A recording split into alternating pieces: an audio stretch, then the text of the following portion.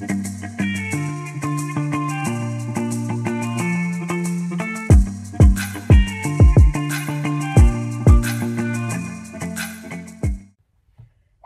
everyone. Another day, another live here at Broadway Music Sessions. I am your host, Geraldine Anello, and I am so excited to have my dear friend, former boss, amazing all-around person that I'm so excited to have on board today, Jason Loffredo. Hey, Jason. Hey, Geraldine. So we're very excited. Jason, if you guys don't know him, so he was the music director at Kinky, where he was my boss, and he's just like amazing and wonderful, and I loved working with him. He's also, he was the music director for Boyz. If you guys don't know Boyz, do yourself a favor, go check it out. It's one of my all-time favorite musical theater albums, written by the amazing Gary Adler, whom I adore as well, FYI. Also, Jason has been a sub on over 30 Broadway shows, Broadway and off-Broadway shows, from Avenue Q to Xanadu, and from the Addams Family to the Toxic Avenger. He's also done concerts with Chita Rivera and Kate Rockwell, but he's best known within the theater music directors community as everybody's favorite finale teacher. Here are some. He's currently teaching Finale 201. He taught Finale 101, and some of the survey responses we've got sound like that. Jason's the best. To the point, short and sweet. Jason was great, had a clear plan, knew what he wanted us to tackle, and was extremely accessible, fun to talk to. Fun to talk to, indeed, why I'm excited for today. Also, thank you, Jason. You were patient and fun and knowledgeable. I mean, geez, Jason, what can you not do? Wow. So welcome, everyone. Thanks. If you have any questions for Jason regarding Kinky Boots, Altar Boys, subbing on Broadway, Finale, life, how to be fun and knowledgeable, and all the things to all the people, put your comments in the comment section. Make sure you give us authorization to see it, and I will ask your questions live. First of all, Jason, why are you in a car? Well, long story. So we have a house in upstate New York, and it's amazing. It's a family house. I own it with my brother and my sister, and it's an enormous house. There's so much. It's so great to be there, you know, instead of trapped in my tiny little apartment. However, the one downfall is that we are in the middle of rural New York, and there is nothing, including internet. I mean, we have internet at the house, but it's literally 1998 tech DSL. So today the internet was really not behaving, so I decided to take a little drive down to the town public library, and I'm literally sitting in my car outside the public library. And so you guys were upstate New York. We are giving you the best upstate New York version of the live today, which is why we are wearing our flannels. This was by design. That's right. Yes, we've got it together over here at TMD. You're welcome. That's right. Let's talk Altar Boys. I am obsessed with that album. I listened to it so much for so long. I freaked out when I first met Gary Adler and found out he had written it, because I was like, I'm talking to the person that wrote that amazing show. So, and now I'm talking to the music director of it. Talk to me about that entire experience, because it's such an awesome, different kind of show. Wow, that's so you're taking me back. I mean, that was 15 years ago, I think, when that opened. Yeah, 15 years ago when it opened, and 2 years after that, I took over as the music director. Yeah, I mean, that was like my first big job in New York, and it was fantastic. I mean, it was an off-Broadway show. It was a small show. It was, you know, 5 guys in the cast and four people in the band. But you know, for people in the band or for men in the band? Because I think it had to be men. What, didn't it? No, not at all. Lynn Schenkel was the original music director, so not at all. Lynn is wonderful. Yeah, Lynn's a great music director. I've known her for years. And orchestrator, killer orchestrator. Yeah.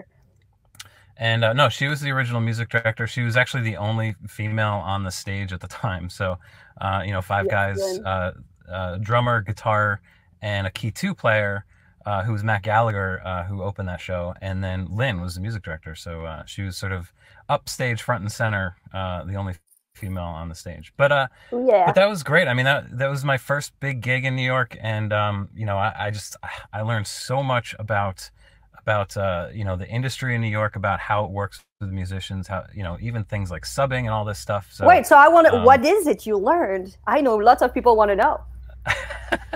Well, I mean, I just you know, I learned like the ins and outs of like how to you know, maintain a long running show. I mean, before that point, how Oh my God, so many. Now you're asking me to go into details. Yes. Well, I mean, look. You maintain a long running show. It's really about slow and steady. You know what I mean? Like that for me. That was always the thing with, particularly with that Altar Boy show, because the boys were singing these really tight boy band harmonies, but they were also doing this incredible choreography that was like it was like Tai Bo. You know what I mean? It was, they were exercising while singing this really tight harmony. And we did have some problems occasionally with some of the boys blowing out their voices because it was so high energy and they were just pushing so hard. And so I kind of learned fairly quickly in the process of maintaining that show how to tell the singers and how to talk to them and be like, look, you cannot sing the show 100% ever, eight shows a week. I said, what I want from you is 85 to 90% vocal energy, because I knew that if I told them 100%, they would be pushing beyond 100%. You know what I mean? So it was almost like a little psychological trick where I would tell them, no, give me 85%, because I knew, their perception of 85% would lead them to 100%. You know what I mean? So it was that sort of slow and steady pace that allowed that show to maintain itself without blowing out too many voices. And even still, there were some voices that got blown out in that show, and it was difficult. I think that's the kind of things that music directors always wonder if it's something they could have prevented on their end, if it's somewhat their fault that someone's voice got hurt. How do you know whether it is or not? Where do you draw the line?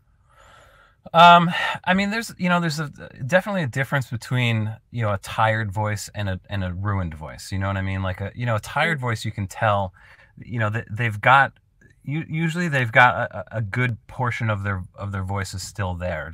Every singer's different. So, certain singers would lose like some singers would lose the bottom end of their voice. Some singers would lose the absolute top, and a lot of singers will just lose the middle, which is really strange. So it just depends on, it depends on the singer, but there is a difference between being tired and being blown out. And when you start hearing a voice that's blown out, you can tell right away. I mean, they're just struggling the whole time. They're not hitting pitches. There's a lot of grate in their voice, and they start to suffer. They call out a lot. You have to watch out for that. And like I said, with that show in particular, it was really about maintaining a slow and steady pace. Otherwise, we were just going to lose them all. We've got a question here from Darren, who wants to know how much technique would you talk with a cast as an MD, or did you have a separate vocal coach? I'm not a great vocal technician. I'll admit that. I studied it in chorus in high school, and in college I was in a couple choruses, and I actually took some voice lessons. So I have like a little bit of background in vocal, enough to get me by with that stuff. For me, the technique stuff that I usually end up talking about with my cast has to do with mostly with vowels, like, because I can tell right away, when singers are not singing a word with the correct vowel, I can tell that that's pushing the notes flat or sharp or whatever the case may be. So for me, my first instinct is to look at the formation of their mouth and say, no, you're actually not singing that vowel right. And my experience has been 80-85% of the time that fixes a lot of problems. But I mean, I'm not like a great vocal technician. I mean, I know enough to talk about that kind of stuff. I know enough to talk about, like, breath support and all that stuff. But for me, that's always been the key. It's so funny for me to hear you say that, because I very much remember when you took over music director at Kinky Boots, and I was there. I was the pianist for that first rehearsal you led as an MD. And I was so impressed because you had this beautiful speech introducing, and you had been with the show for a long time, obviously, everyone knew you, but a wonderful, like, I'm now the music director, like, introductory, welcoming, warm speech. Yeah. But you very quickly got into some solid vowel and diction notes that pretty much carried on for a few months with lots of notes to the cast. Do you want to talk about some of the specifics you were talking to them about? Oh gosh, now you're making me rack my memory a couple years back.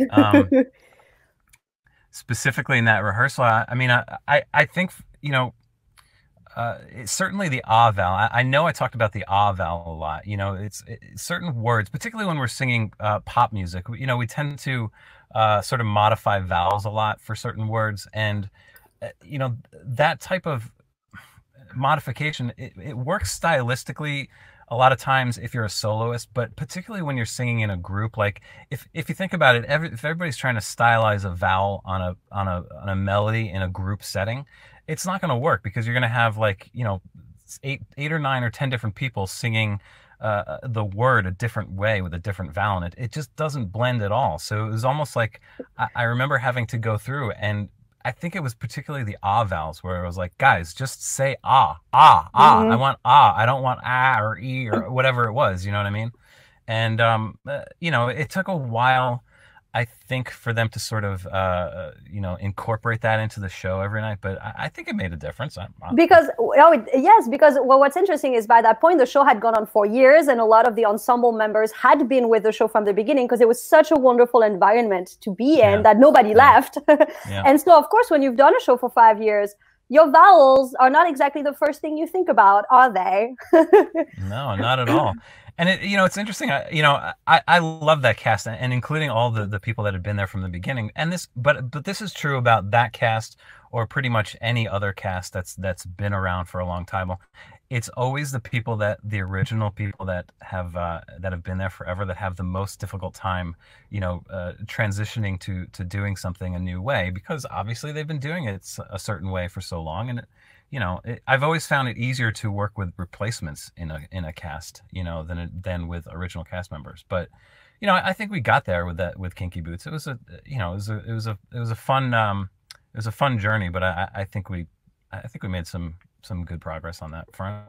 We've got some great questions coming in. One is from Christopher, who wants to know about vowels. How much do you coach the actual vowel in the word? Rather than subbing, say, an A for an E on high notes. I for an E? Yeah, it depends on the context. Like that was something I worked on a lot with some of the soloists too. You know, particularly, you know, we had a lot of celebrities come through the show at Kinky Boots, and with varying degrees of singing technique. You know what I mean? So with some of them, it was really a quick process to say, you know what, I think you should modify that vowel. You're singing too much. You're putting too much E when it should be closer to ah. And they get it right away. They say, oh, I know what that means. Sure. And they do it, and it fixes it, and it sounds lovely. But with some of the other people, it was a challenge. I mean, some of the novices, as it were, the singers, you kind of have to go through step by step and say, no, not ah. You know, you like literally have to kind of give it to them, which was always a challenge. But you know. And that show, so Kinky Boots, the original music director was the wonderful Brian Lucifer, who is going to do a live with us next week. He's now at Frozen.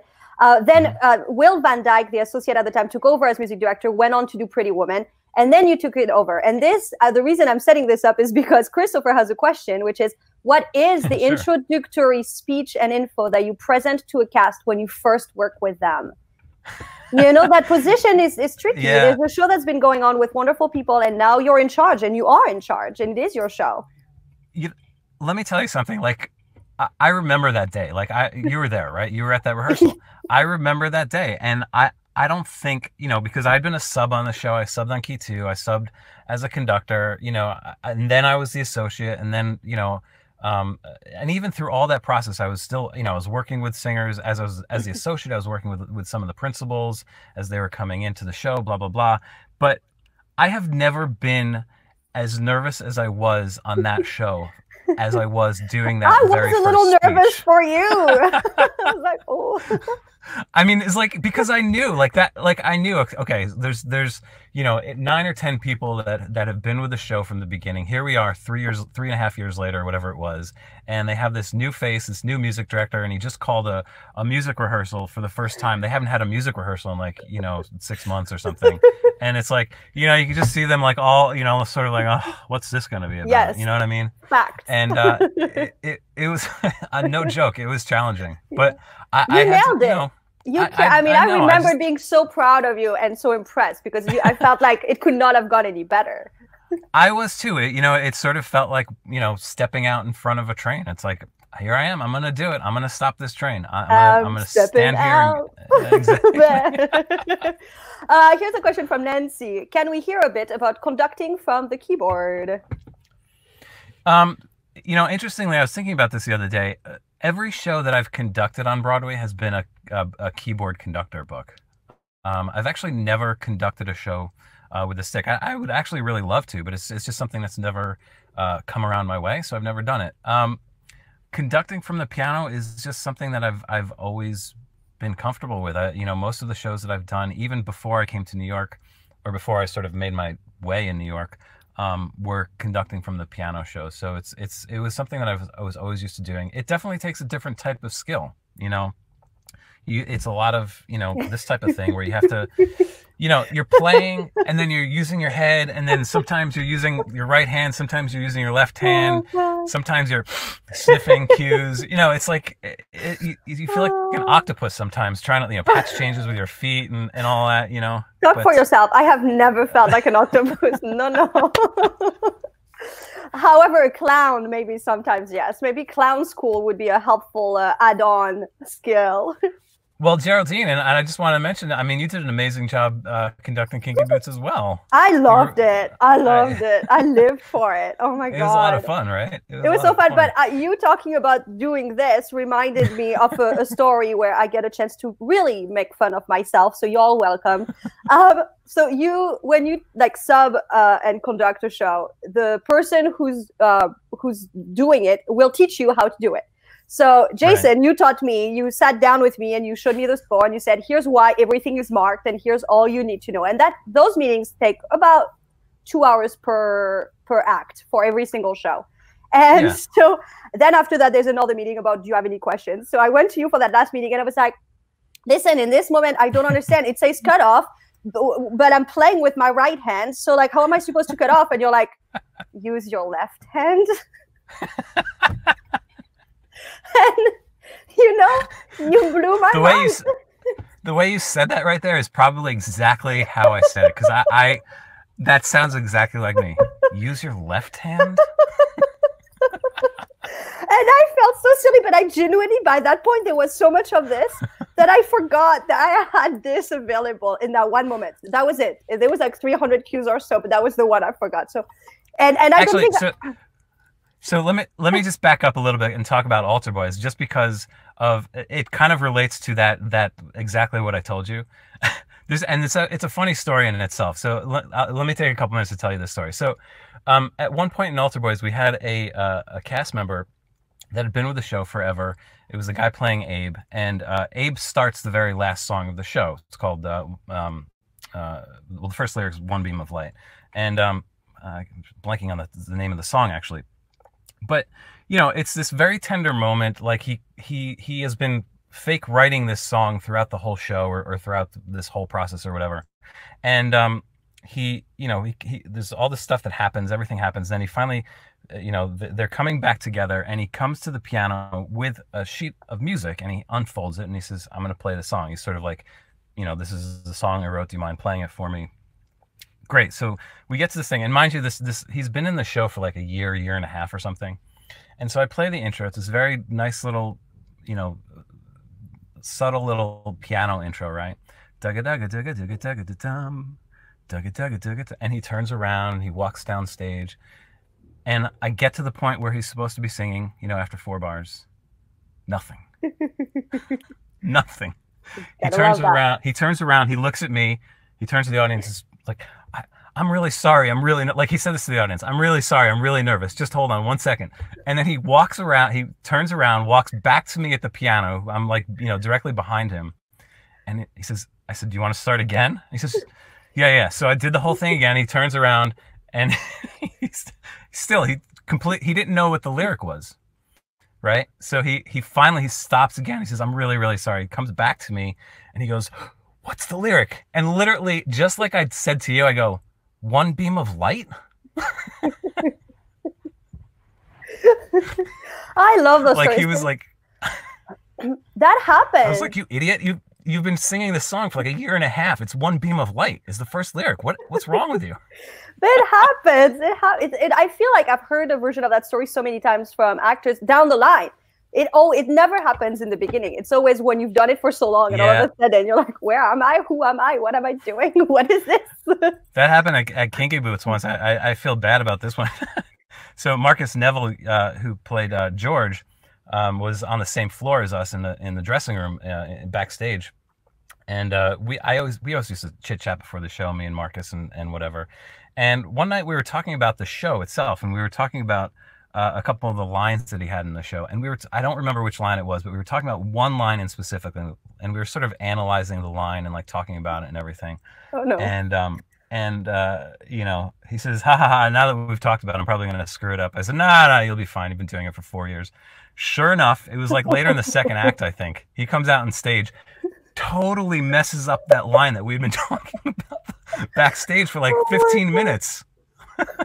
you and like ruined your as actors. I totally did. And like as it's happening, I'm sitting there. There was no music going on. I'm like, it was totally my fault because we've been talking about it. Oh yeah. What not to do? Just kidding. I love it. There's always going to be a reason. Here's a question from Chris. When you go in to sub a show, how much time do you get with the score or the keyboard part before you go in for any rehearsal or performance? You know, that varies from show to show. Why don't we say like what's the least amount of time you've ever had? The least amount of time I've ever had, I believe, was 2 weeks, or very slightly less than 2 weeks, I think. And the most? The most time I've had to prepare a show? Oh man, I mean, 2 months, 3 months maybe. Yeah. I don't remember specifically, but I've had shows where it's been 2 or 3 months. The least for me was, I believe, 48 hours for rehearsal. For rehearsal, sure. What was it for you for rehearsal? I'm sure it was something around that. You know, like you get a call a couple days. Hey, I know you've never done the show, and it's usually like, you know, it's a situation where they're planning on having me in anyway. They're like, hey, you know, I know you're coming in anyway. Do you mind coming in like on Friday? It was like Wednesday or something. I'm like, yeah, sure, it'll be fine. Yeah. It's just rehearsal. Yeah. I mean, I find rehearsals kind of hard because you have to know things about the show that are not on the score. Because they will refer to points with visuals of the show. Like, can we go from the big, like, confetti moment? You're like, confettis? Where is that title? What does that mean? What is it? Yeah, exactly. It depends on the type of rehearsal too. Like if you're doing a choreography rehearsal where they're bouncing around a lot like that, it can be problematic. Or if you're doing like a understudy run through and you don't know the score well, that's frightening because you're kind of like sitting around. It's like, I think I know what the cue is, but can somebody help me? Oh my you know? God. Yeah, you just reminded me.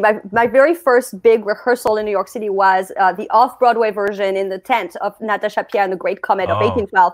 But that very first rehearsal I had was pretty much a run-through, but we didn't have Q Lab. They had a big Q Lab, a lot of like sound effects and things going on, and I didn't have it. And so people would turn to me like, what's wrong? Why is there no sound? And there's nothing you can really do with your voice to make it go. Exactly. I felt so bad. And that was the first one. And in hindsight, I'm like, that was not a very normal situation. No. Yeah. But I was so thrilled. I didn't think they'd call again, and they did. So I guess. And then they gave me the Q Lab. They were like, here's where the computer is and what to do. That's a fun show. I never played that. I never played rehearsals or anything, but I did sub for Matt Dobler on Key 2, and it was mostly accordion and a little bit of keyboard and some glockenspiel too, which was a ton of fun. Fun times over there. Let's talk finale, because you have been doing finale and copying for 25 years. You are becoming the guru of finale with your Conquering Finale.com series that you have. You've been doing all the classes over here at TMD, and people are loving them. People who have done finale for years are saying how much they're learning from you because you're teaching them new shortcuts, new ways and workflow. And it's kind of like starting from scratch is almost like the better ways to improve when you've done it for a long time. So tell us about your journey with finale over time. I mean, I started with finale in high school, I think, and that was something a long time ago. Sorry, what I didn't hear. I didn't hear which number. It was actually probably around the same time that the internet was put in my house, actually. So let's just say that. So I started, playing around with it in high school, and then throughout college. The funny early story about finale is that, my handwriting is terrible. Like if you've ever actually seen me write notes, it's terrible. Nobody can read it. But I had an orchestration professor in college that wanted us to do our orchestrations by hand. And at that point, I'd already become fairly competent with finale. Like I could do a lot of things in finale by then, and I knew that it was going to be tedious for me to do it by hand. And I did a couple assignments by hand, and it was just so terrible. And he said, no, no, no. Because what he wanted was he wanted to see that you could do it by hand before you did it in finale, which I understand. It makes sense. But after a couple assignments, it just looked terrible, and he wouldn't let me go on to doing it in finale. So I kid you not, I got to an assignment, and I did it in finale, okay? And then I took tracing paper and traced the finale notes with my hand so that it looked like it was handwritten. And then somehow I guess I traced it on really thin paper so that I could see it or something. And then I handed that in. I love that. I do find very regularly that there's a direct correlation between people who make it in this business and people's ability to find creative solutions to problems. Yeah. If you're able to kind of find a way around, if you're able to kind of figure something out when the answer is not in front of you, and that's part of how we have scholarship applications a lot. And there's a way for us in that application. I will not say how, but there's an internal way for us to know if somebody is creative or not. And sure enough, half the people find a way, and they're all different ways, and we don't care which way they find, and some never do. And it's like, if you did, you are going to go on in this business. It's actually a great point, and I make this point a lot to people that I get asked a lot from young musicians, like how do you make it in New York as a pianist, for example, or how do you make it in New York as a blah blah blah, and I says, well, you don't make it in New York as a pianist. You make it in New York as a pianist, as a music director, as a copyist, as an orchestrator, as a da da da, as a da da da da da da da. Like the more things that you know. The more things that you know how to do, the more chances are you'll get work, because you're not just gonna make it. I mean, maybe you will, unless you're if you're like some savant on the piano. Chances are you're not gonna make it just as a pianist. You're gonna have to have all these other types of skills. So Kevin wants to know, as a fellow longtime finale user, I'm curious to know if you've tried out Dorico yet. I have. Actually, I was really curious about it, and I bought it, I think, the second day that it was available, because I'd been reading a lot about it. I'd been following all the blogs, and I was really excited about it. And I did. I was like, I'm going to be an early adopter. And it just so happened I had some time to kind of play around with it. And I did. I played around with it for a while. And then the next version came out, and, I've been keeping up. And, every so often I'll go back to it. I do love it. It's a great program. I think eventually it may possibly be a finale killer. I don't know. But, currently right now, I run into roadblocks with the program that's not, necessarily something that I don't know how to do. It's like I've literally looked up every single possible thing, and it's just something that the program doesn't do yet. So like what? Well, I always use this as an example. In finale, when you change instruments, you can put the key change at any point. Actually, you can put it right after the last instrument played, or right in the bar that it played, or actually anywhere in between if you really wanted to. Dorico handles it automatically, and Dorico's way of doing that is to put the key change right after the last measure of the old instrument, which, in my opinion, is actually incorrect. I actually think the key change should be right where the new instrument starts. And so I was like, oh, that must be a setting. And I looked everywhere. I looked on all the forums, and they said, nope, this is the way Dorico does it. I says, can you change that? Nope. I was like, okay. So be it. So that's it. Taylor wants to know, Finale versus Sibelius, which is the greater software? If you ask a Finale user, they'll tell you Finale. If you ask a Sibelius user, they'll tell you Sibelius. And if you ask somebody who's a Finale and Sibelius user, they will say Dorico. Wait, no. Yeah, I don't know. I mean, there are some people that I call them bicopyists. People that can do both Finale and Sibelius. I have used Sibelius. I know it a little bit. I actually had to use it on Beautiful. Beautiful was copied in Sibelius, but on Beautiful I wasn't doing a lot of the generating copying. I was doing a lot of editing, so it was a little bit more manageable for me. But if I had to do some of the originating copying from Beautiful, it would have been a little bit more challenging. But Sibelius is good too. It's just what you're used to. I always say that it's like the difference between Mac and PC. You know what I mean? It's like you get one way of doing thing in your brain, and it's really hard to go to the other direction. David may have a solution for you. He says, how about if you use Alt-Enter to get around the key change? Not to geek out on everyone, just as an aside. Alt-Enter to get around the key change. Oh, I know what he's talking about. That's for Dorico, for the instrument. Oh, something to try. We will have a follow-up interview okay. on the Alt-Enter. All right, David Manning. That's an interesting hack. Thank you for that. All right. Who was that? David who? So, Manning. Oh, David. Yeah, okay. He's a Dorico expert. Mm-hmm. Yeah, he's amazing. So everyone, before we move on, we have a little game, just so you know, we have a little game planned for you. So stick to the end with us. It's going to be fun. But before we get to that, I want to know about your concerts you've done with Chita Rivera and Kate Rockwell. Because, I mean, Chita Rivera, what? Yeah, that's my friend Mike Kreuter is her music director. Mike Kreuter is the drummer. He's the original drummer of Avenue Q. And I went to college with Mike Kreuter at Syracuse University. And I mean, Gary Adler is now her full-time music director, but when Gary can't do a show, they call me to do it. So I've filled in for him probably maybe on a dozen concerts or so.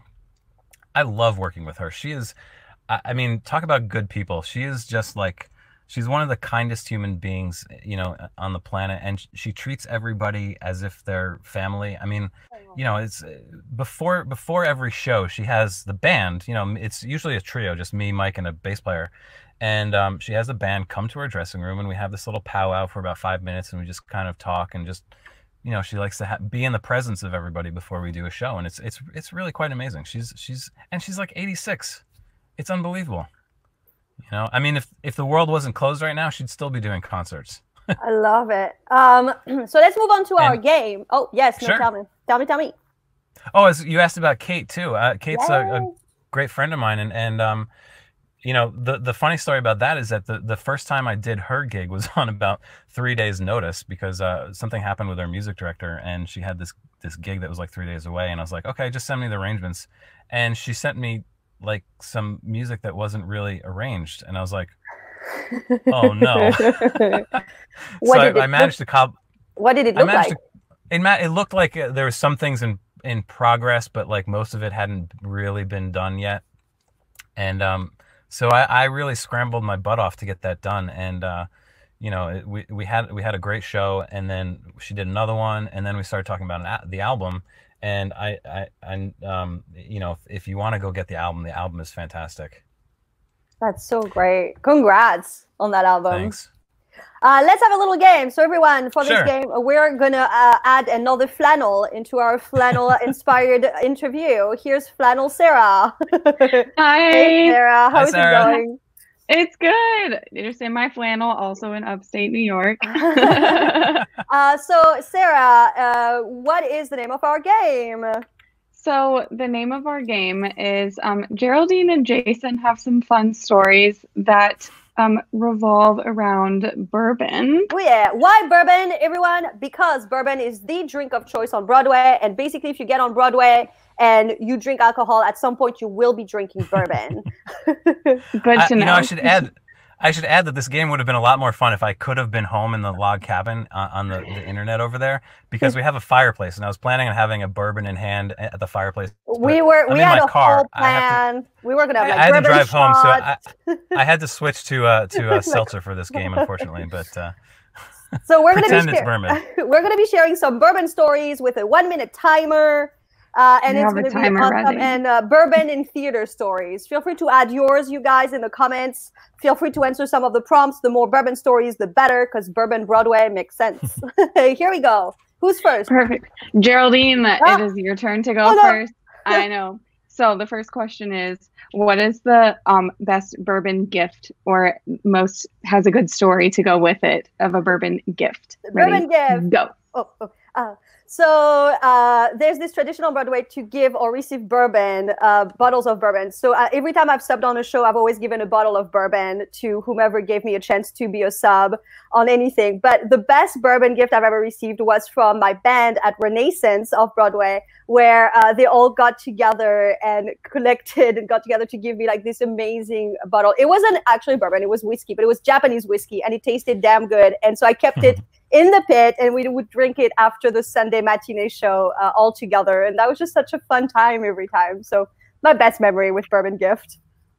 Amazing. And you beat the timer. Oh yeah. Oh yeah. Jason, your turn. All right. Okay. Your first one is, have you had bourbon before, during, and or after a show? Ready, go. Wait. Yes, no, and absolutely yes.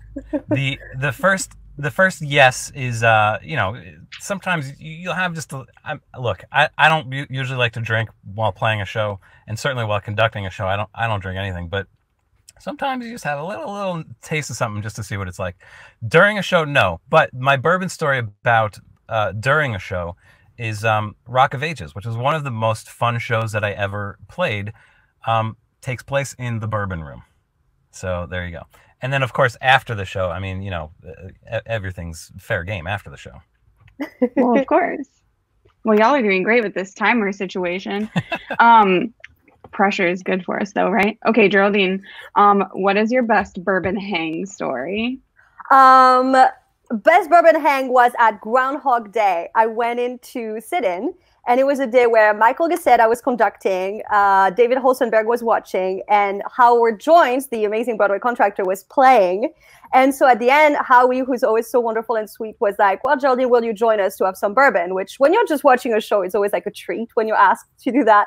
And I said, of course. And it was so fun because they had like multiple bottles, and it was kind of like a bourbon tasting room where everybody brought them, and then you could try different ones.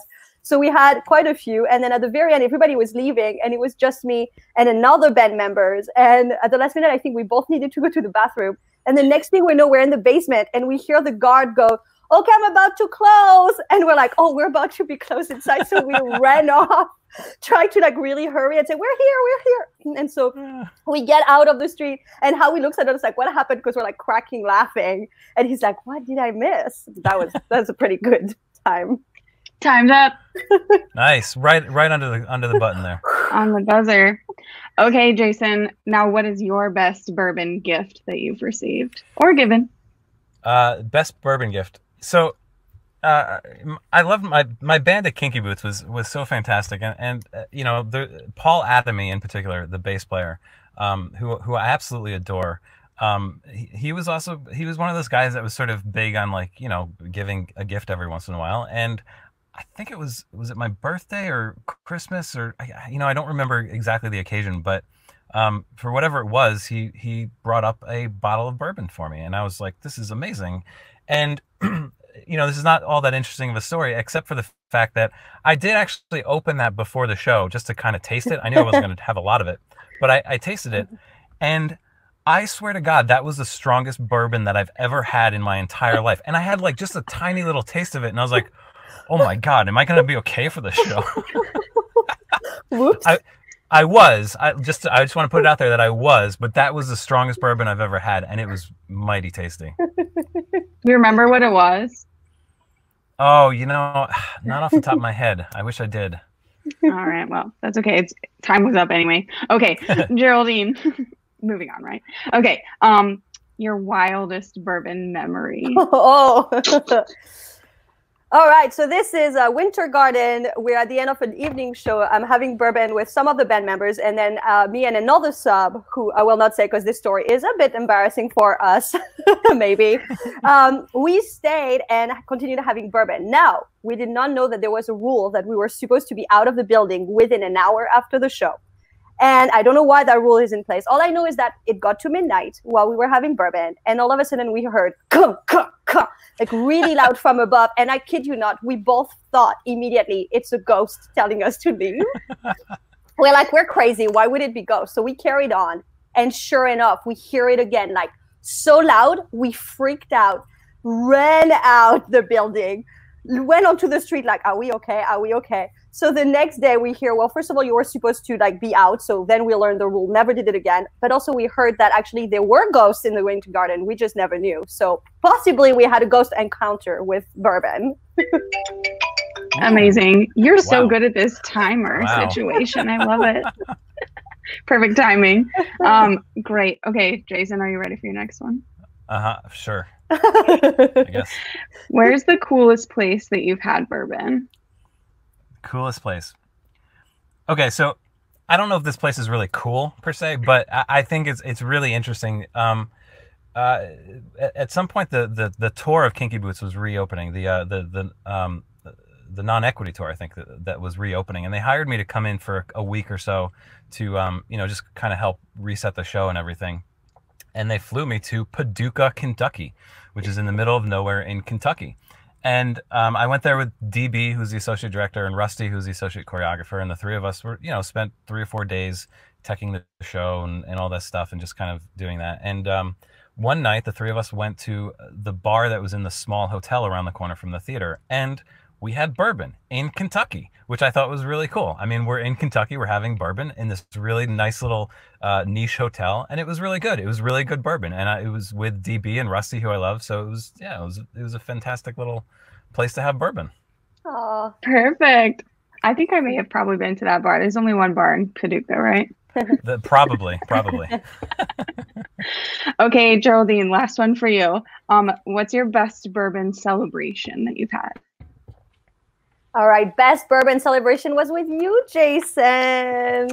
I know, you're in a story. What? I know. So my first time conducting on Broadway was Kinky Boots, and one of the best days of my life. Like, that was just so magical. And it was a matinee, a Saturday matinee in September, and you were sitting in the house. And so at the end of the show, we went up to the conductor room, and you were like, hey, do you want a little shot? And you had your bourbon in the conducting room, and we had a little shot, and we took a photo. And so I love that photo. Like, we're both like just happy and cheering with the bourbon. And it's just a day that I'll just never forget. And I just can't thank you for being part of that. It was my pleasure to have you there. Do I have a copy of that photo? Did you ever send that to me? It's on Facebook, but I'll make sure you're tagged.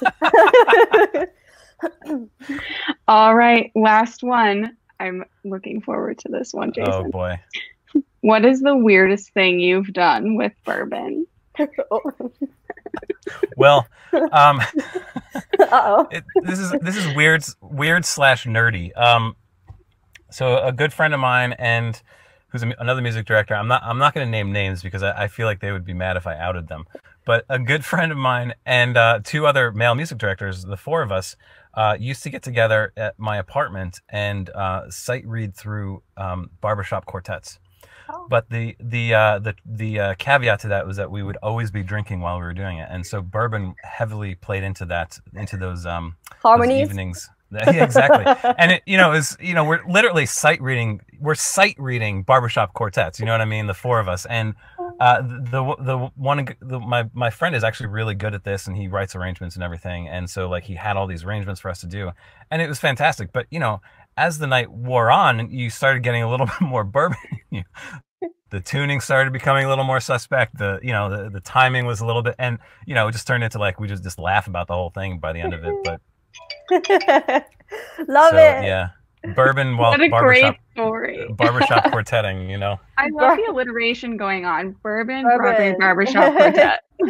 Thank you so much, Sarah, for helping Thanks for having me. Fun game. Bye, Jason J-Lo, which I should have called you the whole time. So everybody, if you know Jason Loffredo, his nickname is Jello, and so far every time I hear Jello, I think of Jason first, not yes. Jennifer Lopez.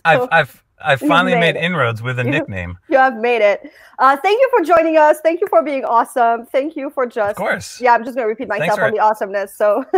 Thanks for having me. And before we go, I should mention that you said that I was your boss for Kinky Boots, but you're definitely my boss because you've been hiring me for all these finale classes, and I so much appreciate that because there's nothing else going on. So I love being able to do that and helping out everybody and doing a little work in the process. So thanks for returning the favor, I suppose. My pleasure. I mean, it's something we love at TMD is that the ability we've had to hire Broadway musicians, but particularly during this quarantine. And we're, we haven't changed our rates or anything. We pay the same, and that we're very proud of that. So thank you. And thank you for doing them and being such a kick-ass teacher that everybody loves.